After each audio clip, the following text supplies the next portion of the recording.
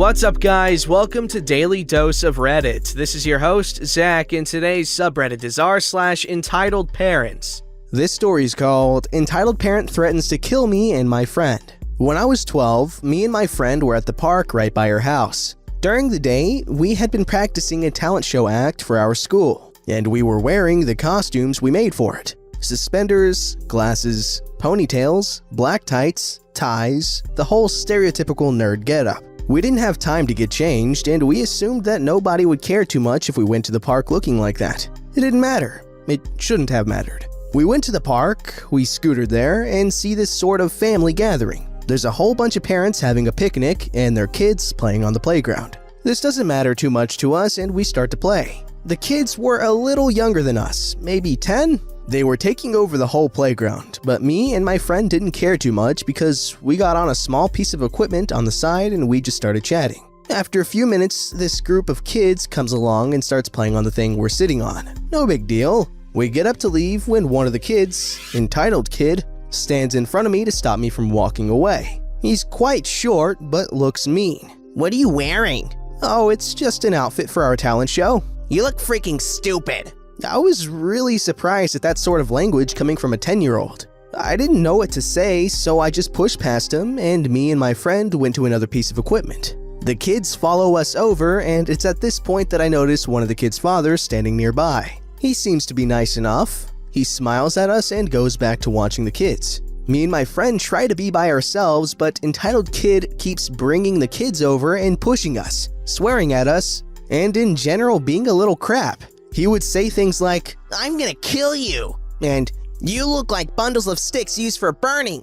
To which my friend and I would just reply, "Sure," and "Okay," trying not to escalate the situation. At one point, things seem to have calmed down, but I notice that the kids are stealing our scooters. One group is working to throw my friend's scooter over a fence, and the others are running off with mine down a path. I send my friend off to get hers and start sprinting after the kids. I manage to catch up to them and corner them against the fence. "Give that back. It's not yours." "What are you gonna do, bench?" At this point, I'd had enough. I push him into the fence and rip the scooter out of his hands. I turn around and start walking down the path. The kids run up behind me and start pushing me from behind, but I don't retaliate. After a few pushes, the group runs down the path ahead of me, entitled kid in the lead. I think that maybe they've given up, but when I get back to the playground, I see things are way worse. My friend is still tussling with the other group, trying to get the scooter. And entitled kid is standing by his mom, tugging on her sleeve and wailing, pointing at me with this evil grin on his face. She looks like a real meth head. A total mess. She, entitled parent, starts marching towards me, and my friend sees this happening and comes over after getting the scooter. The conversation goes as such. "You've been bullying my son." "What? Your son has been attacking me and my friend all afternoon." "Stop lying. This whole afternoon you've been an educated donkey and pushing my kids around, not letting them use the playground." I'm completely shocked at this point. But it was then that I remembered the father. He had seen the whole thing. Thinking I had a leg up on entitled parent now, I say, "Ask him." I point to the man. He's been standing by the playground this whole time and watched the whole thing. I say to the man, "Tell her." He looks very uncomfortable, and entitled parent stares at him with this look of threat. He scowls at me and straightens up.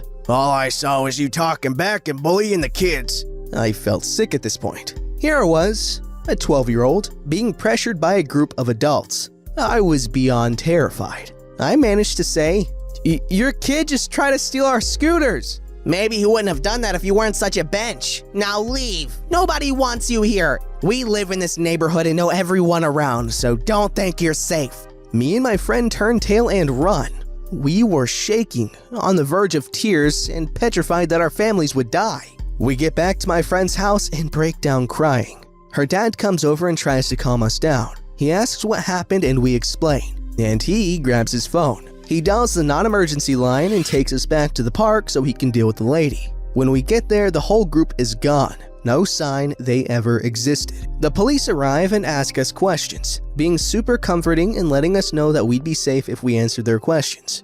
After they went over everything, they said that they suspect it's a family that has been known for terrorizing the neighborhood. Several people had complained, but they didn't take it too seriously until they threatened to kill us. In the following days, my friend let me know what was happening. The police went to their house to get their side of the story, and while there, they found traces of illegal substances. The police never said what, but I know that entitled parent went to jail for a long time. How screwed up as a parent do you have to be to do something like that, to threaten a scared girl who's alone? Like, come on, that's so messed up. And you know what? The kid, he might have been a jerk in this story, but honestly, can you blame him? Like, when you consider who he's been raised by and around, it's ridiculous.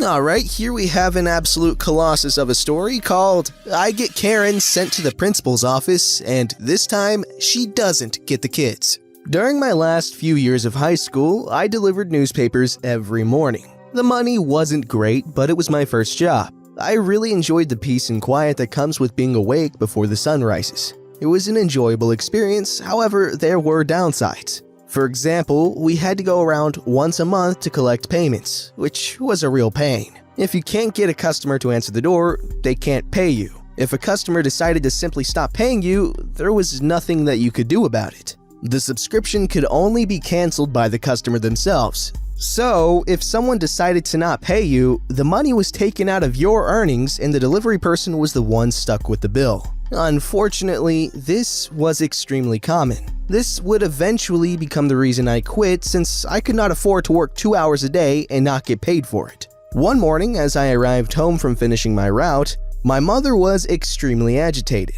My boss had called and woke her up 15 minutes earlier because he had started receiving calls from the paper saying that several customers on a route connected to mine had called to say they had not received their paper, and that this had happened several times this week, so he had to fire the person on that route. He wanted to know if I could take over the route. The route was only about half the size of the route I was currently doing and would only add about 30 minutes a day to my trip, so I agreed to take it. The first week passes pretty uneventfully. One morning, during the second week of doing my new route, a few stops before I finish the route, as I am heading back over to my bike after hitting a string of houses, I can hear a woman's voice calling out, "Excuse me! Hey yo! Excuse me!" I turn around to see a woman. She's coming down the driveway in a t-shirt and underwear, holding a newspaper in one hand, and using her free hand to try and pull the bottom of her shirt lower to preserve some sense of modesty. I recognize her as one of the substitute teachers at my high school. "Excuse me, what the frick is this?" she says, holding up the newspaper. I stood there confused for a moment before replying, "I'm sorry, Miss Karen, but I don't understand." She cuts me off. "I thought I already told you, if you guys are gonna fire my daughter for being a little late one day, then I do not want your freaking paper." I'm still a little confused. "I'm sorry, Miss Karen, but I've only had this route a few days, and I'm certain I'm not the person you spoke with. Maybe you spoke with Mr. Boss?" "Well, if you're not the person I spoke to, then how do you know my name?" she said, wearing the smuggest "I've got you now" face. "I'm one of your students. I've been going to the high school you teach at for 4 years. If you want to cancel your subscription, you have to call the number. I can't cancel it for you." This obviously wasn't what you wanted to hear. She got really calm for a second and looked me in the eyes and said, "You think you're really freaking smart, don't you?"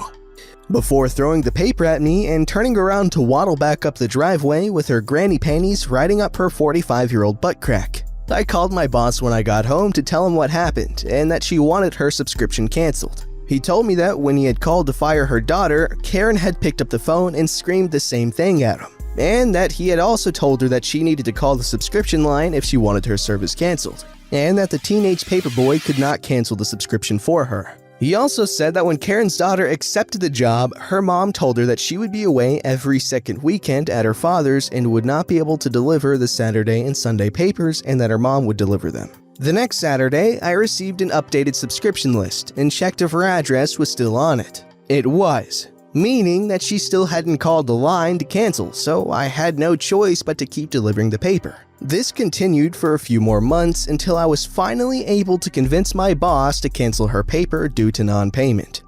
One morning on a weekday, I accidentally slept in until about 4:30 a.m., which meant I had to rush to get them all delivered before 6:30, which is the cutoff time before paper can be considered late. I deliver Karen's paper around 6:15, which once again is near the end of my route. This time, Karen comes running out, wearing pants this time, and starts yelling at me about how the paper is late and that she is going to call the paper and get me fired, just like they did to her daughter for being a little late one time. I tried to explain that her paper, while arriving a little later than I normally deliver it, is still not past the cutoff time and that the paper is only guaranteed to be in her mailbox before 6:30.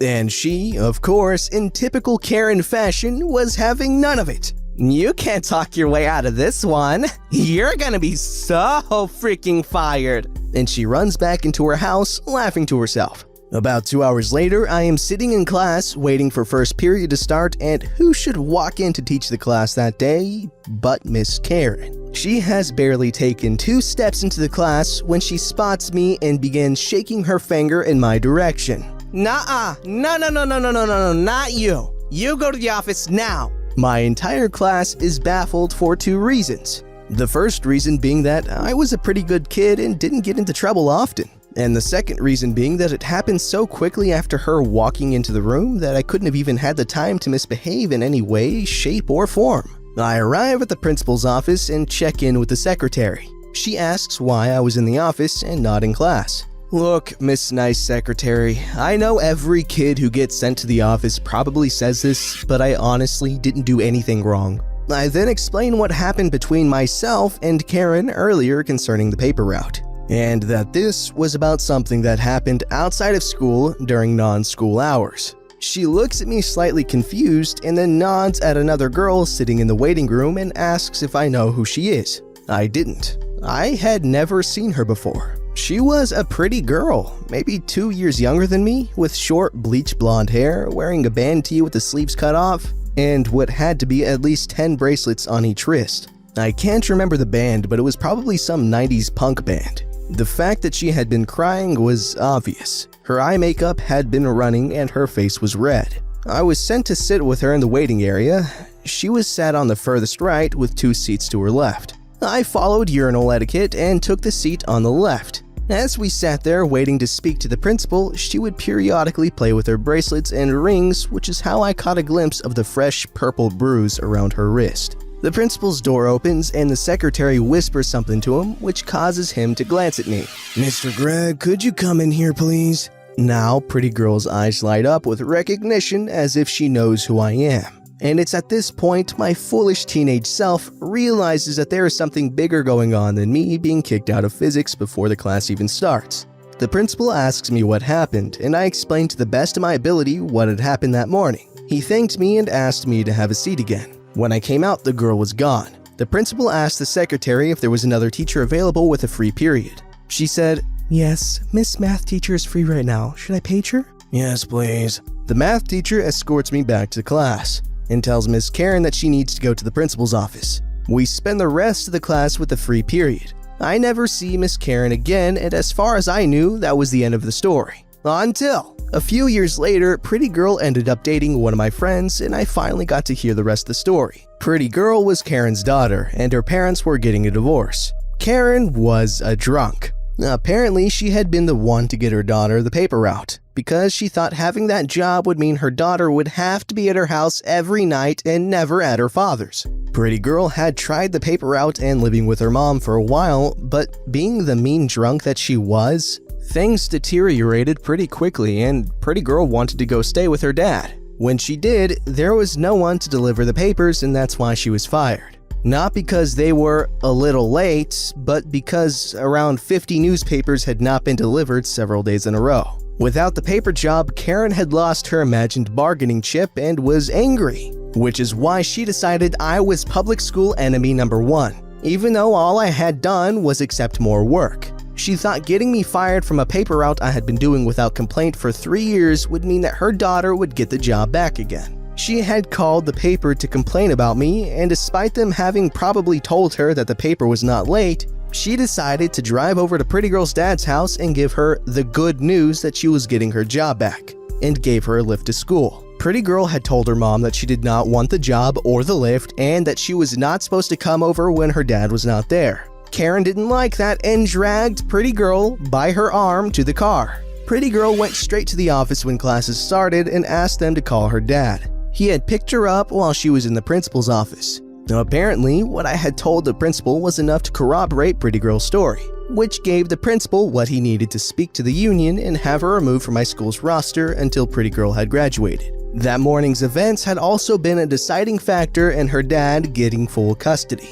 This time, Karen did not get the kids. Okay, so that was quite the epic tale of the downfall of that nasty monstrosity called Karen. Or at least one of the potentially millions of them out there. You know, there was a time where the only Karen I knew was this weird, quiet horse girl that was weird, but she was nice. Okay, and now look at this. Come on, universe. This story's called, "Can You Please Not Apply to Cornell? My son wants to apply there too." So this is a story that happened to my friend this year, and I am honestly so shocked by this. So basically, my friend is a regular good student at school, has amazing after-school activities, and is student government president. She also has a perfect SAT score. It has been my friend's dream to go to Cornell. Both her parents went, and she has been in love with it for years. Now enter entitled mom and entitled son. My friend's mother gets a call on our mobile from the entitled mom. Basically, it goes like this. "Hi, are you friend's mom?" "Yes, what do you need?" "Friend is applying to Cornell. Early decision, right?" "Yes, she is. Why?" "Can she please withdraw her application? My son is applying there and we want there to be less competition for him." "If you agree to pay my daughter's full tuition wherever she goes, sure." "Excuse me?" My friend's mom just hung up on her. My friend is still applying to Cornell. Hopefully she gets in rather than this entitled mom's spawn. You know what? This story was short, however, it basically captures the full essence of entitled parents.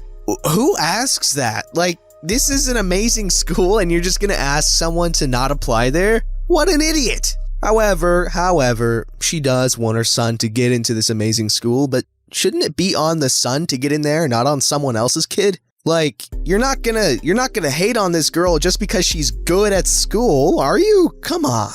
That's stupid. Also, I bet we're all in agreement when I say I hope Andy Bernard conducts that kid's interview. There you go, Office reference for you Office fans. I know someone would say something in the comments if I didn't say anything. Moving on. Don't forget to like, subscribe, and hit that bell to never miss an episode.